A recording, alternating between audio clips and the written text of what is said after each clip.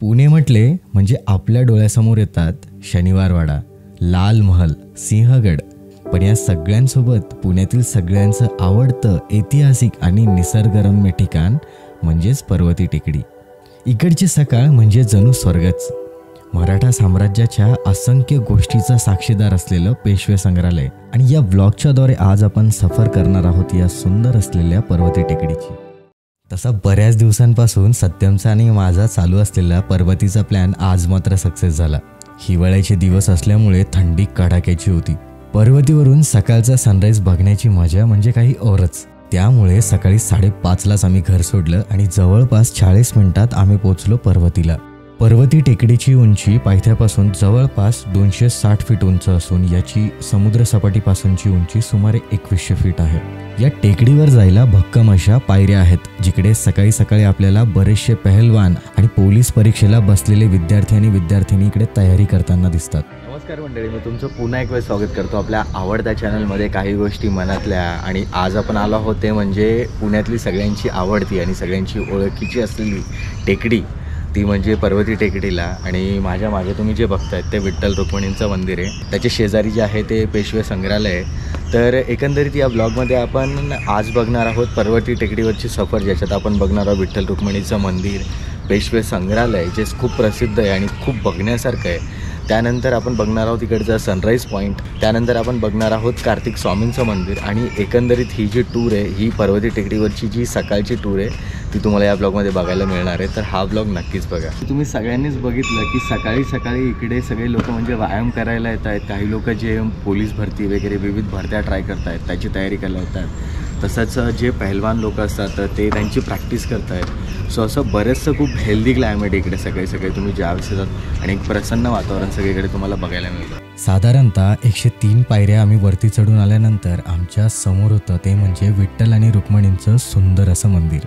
या मंदिराच्या डाव्या साईडला होतं ते म्हणजे पेशवे म्युझियम आणि उजव्या साईडला आम्ही गेलो तर तिकडे होतं शंकर आणि पार्वतींचं सुंदर आणि भव्य असं मंदिर.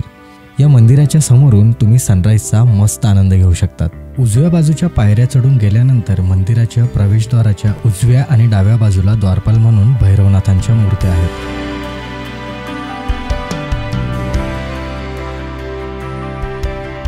मंदिरात प्रवेश केल्याबरोबर आपल्या समोर दिसतो तो म्हणजे नंदी मंडप आणि या नंदी मंडपाच्या समोरच देवदेवीश्वराचे मंदिर आहे.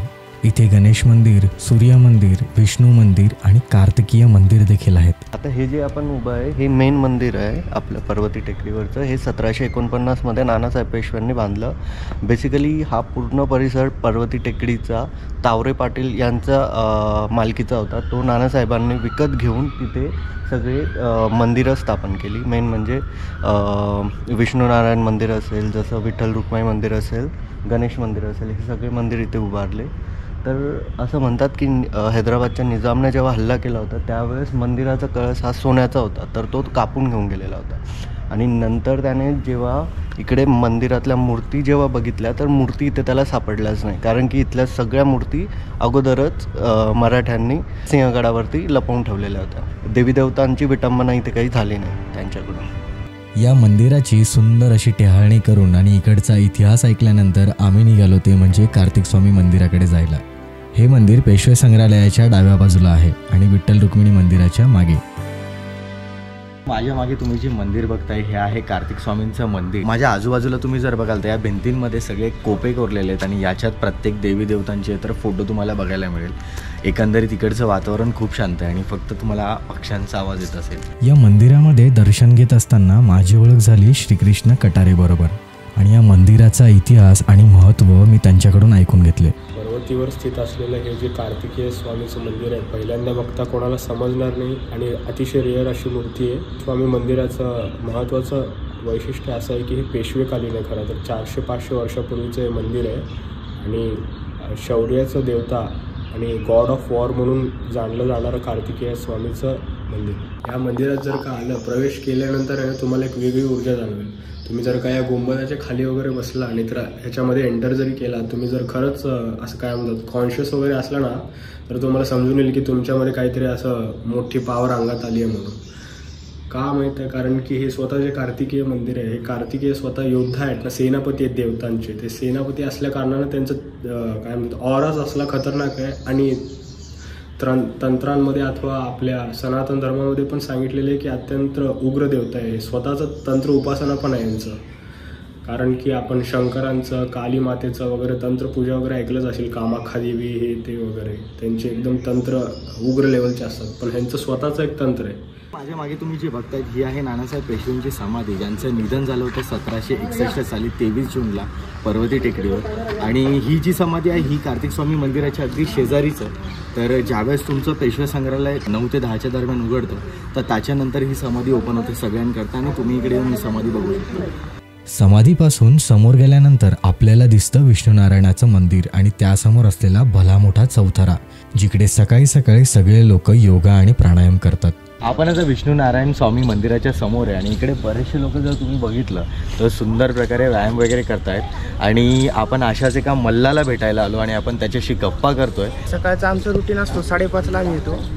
खाली पायऱ्यांवरती रनिंग वगैरे करतो 7:30 वाजेपर्यंत. आणि मग तिथून वरती येतो, व्यायाम वगैरे करतो, आमची मेहनत मारतो. आणि मग इथून झालं की मग तालमी जातो खाली एस पी वाल्याच्या चौकात आणि मग तिथे जाऊन लढती वगैरे करतो. 4 वर्ष झालं मला इथं पुण्यात येऊन. आणि आमच्या घरच्यांना म्हणजे पैलवानकीची आवड आहे, त्यामुळे मी तालमीत आलेलो आहे. आणि तिथून 4 म्हणजे आपलं कधी आपलं बुधवारी शनिवारी वगैरे नाही का, पण आता आम्ही सकाळचं म्हणजे पायऱ्या आपलं म्हणजे छोटा बिटा मारतो आम्ही. शांत वातावरण आहे ना, म्हणजे व्यायामाची सूट होते इथं. कारण मग आम्ही इथं रोज नाही का कंटिन्यू व्यायाम वगैरे. पहिलं बुधवारचं आणि शनिवारचं. अच्छा. आणि नंतर मग कंटिन्यू थोडे थँक्यू. कारण पैलवानकीमध्ये मेहनत करावं लागते, कारण त्याशिवाय चालत नाही. त्यामुळे आम्ही रोज म्हणजे प्रॅक्टिस करावं लागते, कारण यश मिळल्याशिवाय काहीच नाही पुढं. बरोबर. या मित्रांशी गप्पा करून झाल्यानंतर समोरील असलेल्या विष्णुनारायण मंदिरात आम्ही गेलो. श्रीमंत नानासाहेब पेशव्यांनी विष्णुनारायण मंदिराची स्थापना इसवी सन 1758 मध्ये केलेली असून हे मंदिर आधुनिक शैलीत बांधले गेले आहे. याचा कळस निमुळता असून याच्या भिंती अजूनही खूप भक्कम आहेत. मंदिराची रचना ही सुंदर प्रकारे केलेली असून इकडचा परिसर खूप आल्हाददायक आहे. माझ्या मागे तुम्ही जे मंदिर बघताय हे आहे विष्णुनारायण मंदिर, ज्याची स्थापना झाली होती 1758 मध्ये. तुम्ही ज्यावेळेस विठ्ठल रुक्मिणी मंदिराकडून जर तुम्ही मागे येतात तर तुम्हाला हे मंदिर बघायला मिळतं. याच्या मागे जो स्पॉट आहे इकडे संध्याकाळी लोक येऊन इतर बसले असतात. आणि या मंदिराच्या समोरचा जो परिसर आहे, आता आपण बघितलंच की बरेचसे लोक येऊन तिकडे व्यायाम वगैरे करतायत आणि बरेचसे लोक तर सकाळी येऊन मस्त तिकडे छान बसलेत. तर एकंदरीत हा असा या मंदिराचा परिसर आहे. आता मात्र वेळ झाली होती पेशवे संग्रहालय उघडण्याची, त्यामुळे आम्ही लगबगीने तिकडे पोहोचलो. पेशवेकालीन संग्रहालयात मराठी साम्राज्याच्या अनेक सुंदर सुंदर वस्तूंचा समावेश आहे. यात विविध प्रकारच्या ढाली, तलवारी, पेशवेकालीन पुरुषांचे कपडे, त्या काळातील नाणी, ब्रिटिश काळातील नाणी, विविध प्रकारच्या पगड्या, पेशवेकालीन विविध प्रकारची कुलपे, भांडी, अशा बऱ्याच गोष्टींचा समावेश आहे. या संग्रहालयाची 3 भागात विभागणी केली गेली आहे, ते म्हणजे शिवदर्शन कक्ष, देवदर्शन कक्ष आणि पेशवे कक्ष. इकडे आपणास पेशवे घराण्यातील व्यक्तींची चित्रे आणि त्यांची थोडक्यात असलेली माहिती वाचायला मिळते. सन 1768 मध्ये पहिल्या माधवराव पेशव्यांनी फिरंगानी कुलूप 4 रुपयास खरेदी केली असा इकडे उल्लेख केलेला आहे. आणि अशा सुंदर प्रकारे या संग्रहालयाची पाहणी झाल्यानंतर आम्ही निघालो टेकडीच्या मागच्या साईडला जायला, जिकडून सकाळी पुणे अतिशय सुंदर दिसते.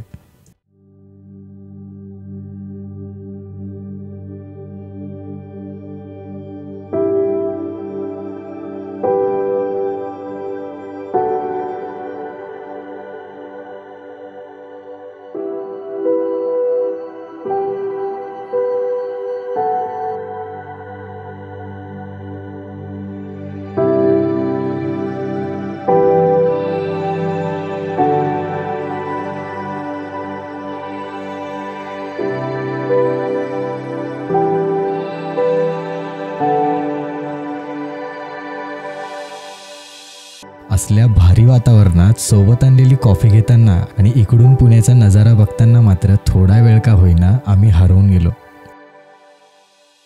तर मंडळी, पर्वती टेकडीची संपूर्ण सफर आपली करून झाली आहे आणि आता टेकडीच्या आम्ही मागच्या साईडला आलो होतो, जिकडून तुम्ही पुण्याचे सुंदर दृश्य तर आता जस्ट बघितलेच.